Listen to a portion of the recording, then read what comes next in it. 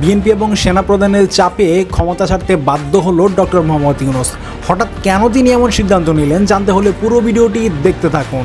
আজকে বাংলাদেশে একটা যদি সাধারণ স্বাভাবিক সুন্দর নিরপেক্ষ নির্বাচনটা হয়, বাংলাদেশ জাতীয়তাবাদী দল এই সরকারের ভয়ানক কিছু করতে যাচ্ছে। দেশে সকল টেবিলের পাচার চামড়া সেনাবাহিনী লাল করবে। সচিবালয় যেভাবে করছে ওখানে স্লোগান দিচ্ছে যে আগের সরকার ভালো ছিল। আসসালামু আলাইকুম দর্শক শ্রোতা, আজকে ভিডিওটি দেখলে আপনারা সত্যি অবাক হয়ে যাবেন। আজকে আমি আপনাদের সবগুলো বিষয় প্রমাণ সহকারে দেখাবো, তাই আজকে ভিডিওটি অত্যন্ত গুরুত্বপূর্ণ। দর্শক কথা না বলে আমরা সরাসরি ভিডিওতে চলে যাব। তার আগে আপনার কাছে ছোট্ট একটি রিকোয়েস্ট, এখনো যারা আমাদের চ্যানেলটি সাবস্ক্রাইব করেননি চ্যানেলটি সাবস্ক্রাইব করে আমাদের সঙ্গে থাকুন। তো চলুন দর্শক আমরা কথা না বলি এক এক করে সেই ভিডিওগুলো দেখে আসি। ডক্টর ইউনূসকে ক্ষমতা ছেড়ে চলে যেতে হতে পারে, ডক্টর ইউনূস অন্য কারো হাতে ক্ষমতা ছেড়ে দিয়ে চলে যেতে হতে পারে। ভয়ানক কিছু করতে যাচ্ছে। দেশে সকল টেবিলের পাচার চামড়া সেনাবাহিনী লাল করবে। সচিবালয় যেভাবে ভাঙচুর করছে ওখানে স্লোগান দিচ্ছে যে আগের সরকার ভালো ছিল। আওয়ামী লীগ যে দেউলিয়া হয়ে গেছে এটাই তার জ্বলন্ত প্রমাণ। তারা জনগণ থেকে একেবারে বিচ্ছিন্ন হয়ে গেছে। শেখ হাসিনা জনগণ থেকে বিচ্ছিন্ন হয়েছে, যার কারণে সে দিল্লিতে বসে বসে একের পর এক ষড়যন্ত্র করছে। আওয়ামী লীগ, ছাত্রলীগ, যুবলীগের যেই সমস্ত সন্ত্রাসীরা বিভিন্ন জেলা এবং উপজেলায় করেছে তারা সবাই ঢাকায় পালিয়ে আছে। এখন তারা কেউ অটো রিক্সা চালায়, কেউ বিভিন্ন গাড়ি ঘোড়া চালায়। দেশের মধ্যে একটা অঘটন ঘটে, তারা সেখানে ঢুকে হাঙ্গামা করে সরকারকে বিব্রত করতে চায়। এটা জনগণ খায় না। আমি মনে করি সচিবালয় যারা ভাঙচুর করলো, সেনাবাহিনীর গায়ে পানির বোতল নিক্ষেপ করলো, সেনাবাহিনীকে তারা তিরস্কার করলো, এর কারণ কি জানেন? সেনাবাহিনী ম্যাজিস্ট্রেসি যে পাওয়ারটা এটা জমা রাখছে, ঠিক শেষ সময় হয়তো ব্যবহার করবে, আর তখন অনেকের কুট্টি লাল হয়ে যাবে।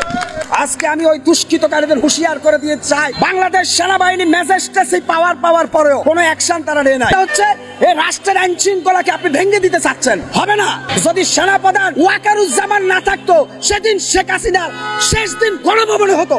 আমরা যারা ছাত্র জনতা যুবক আছি, আমরা আল্লাহকে সাক্ষী রেখে বলছি, জীবনের শেষ রক্তবিন্দু দিয়ে হলো শেখ হাসিনাকে ঠেকিয়ে দিব বাংলার মাটিতে। বাঁচতে গাজী মূল্য শহীদ, সেই আশা। 5 আগস্ট ছাত্ররা এই দেশ নাকি স্বাধীন করছে। তো তারা যদি এই দেশ স্বাধীন করে থাকে তাহলে 5 আগস্টের পরে এই দেশে লুটফাট, ছিনতাই, রাহাজানি, ধর্মার এগুলি কেন চলতেছে?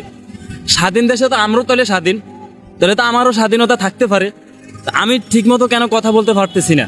আমার কি অধিকার নাই? তো একটা লোক আওয়ামী লীগ করবো, বিএনপি করবো, জাতীয় পার্টি করবো, সে যার যার দল। আজকে মানুষ ঘর ছাড়া বাড়ি ছাড়া কেন? এই দেশে আওয়ামী লীগ সরকার, শেখ হাসিনা স্বৈরাচার, ঠিক আছে, সে যদি স্বৈরাচার হয়ে থাকে ভালো কথা, তার খারাপটা সবাই দেখে, ভালোটা কি কেউ দেখে না? মেট্রো আর ফেলায় যদি ঢাকার শহরে যদি না থাকতো তাহলে ঢাকার মানুষ জায়গাতে বন্ধ, নগদ বন্ধ, সামনে যাইতে পারতো না, ফিসও যাইতে পারতো না। আমি প্রমাণ, আমি তো মৈশাব। তারপরে কর্ণফুলি টানেল, পায়রা বন্দর, মেট্রো রেল, এই সরকার কি না করছে? প্রতিবন্ধী, বিধবা, বয়স্ক এমন কোনো লোক নাই যে না পাইছে, যে পাওয়ার দরকার তারে দিছে। এখন হয়তো একটা মানুষে 90টা ভালো কাজ করলে তার 10টা খারাপ কাজ থাকে। এটা যে কোনো সরকার আসুক, বিএনপি আসলো এটা করবে, জামাত আসলো করবে, হয়তো একটু কম আর বেশ, কিন্তু এই জন্য তো প্রধানমন্ত্রী শেখ হাসিনা দায় না। অন্য নেতা কর্মীরা দায়ী হইতে পারে, তারা অপকর্ম করতে পারে, এই জন্য তো শেখ হাসিনা এটার হিসাব দিব না, দিব যারা অপকর্ম করছে তারা। আর আজকে স্বৈরাচার, এখন তো মানুষ না খাই মরতেছে, রাস্তাতে ছিনতাই হইতেছে, লুটফাট হইতেছে। 5 আগস্টের পরে আজকে দেশে কি হইতেছে এটা কি দেখে না? ছাত্র ভাইদের প্রতি দৃষ্টি আকর্ষণ, যে ছাত্র ভাইরা কেন, তারা শুধু এখন শেখ হাসিনা স্বৈরাচার, শেখ হাসিনা অন্যায় করছে, এখন তারা ক্ষমতা, তারা দেশ স্বাধীন করছে, তাহলে দেশ স্বাধীনের পরে কেন এখন দেশে লুটফাট হবে, জোর জুলুম হবে, অন্যায় হবে? তাহলে তো স্বৈরাচারে ভালো ছিল। আমাদের দেশের সিচুয়েশন খুব খারাপ হয়ে যাইতেছে। আমি একটা গাড়ি চালাই, আমার 2টা বাচ্চা আছে, বাচ্চার পড়ালেখা করায় তো নিজের সংসার নিজেরটা নিজে করবো, আরেকজন দিব না, আমি আরেকজনের কাছে চাইও না।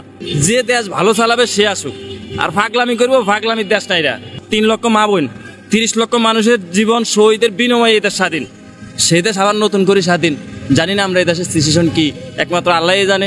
আর যারা স্বাধীন করছে তারা যদি দেশ ভালো চালাইতে পারে সবাই খুশি।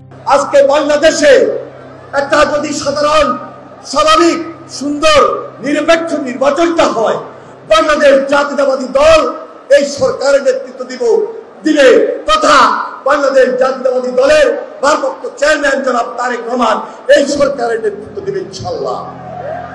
অবিলম্বে হাসিনার বিচার দৃশ্যমান করতে হবে।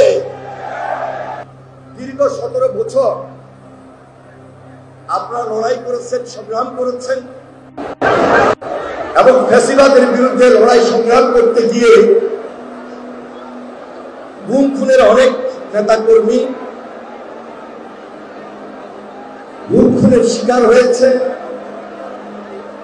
শহীদ হয়েছে, নির্যাতিত হয়েছে এবং মিথ্যা মামলায় অত্যাচারিত নির্যাতিত হয়ে তারপরেও তারা এই রাজপথে থেকে শেষ পর্যন্ত সর্বশেষ জুলাই আন্দোলনে এই বাংলাদেশ জাতীয়তাবাদী ছাত্র দল একটা গৌরবান্বিত ঐতিহ্যবাহী ইতিহাস স্থাপন করে।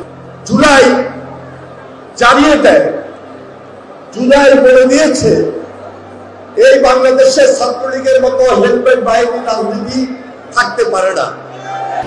দর্শক, আশা করি সম্পূর্ণ ভিডিওটি দেখেছেন। দর্শক, এই ভিডিওর সময় যদি আপনার কোনো মতামত থাকে তাহলে অবশ্যই কমেন্ট করে জানাবেন। ভিডিওটি ভালো লাগলে একটি লাইক করবেন। দেখা হচ্ছে পরবর্তী কোনো ভিডিওতে। সেই পর্যন্ত সবাই ভালো থাকবেন, সুস্থ থাকবেন। আল্লাহ হাফেজ।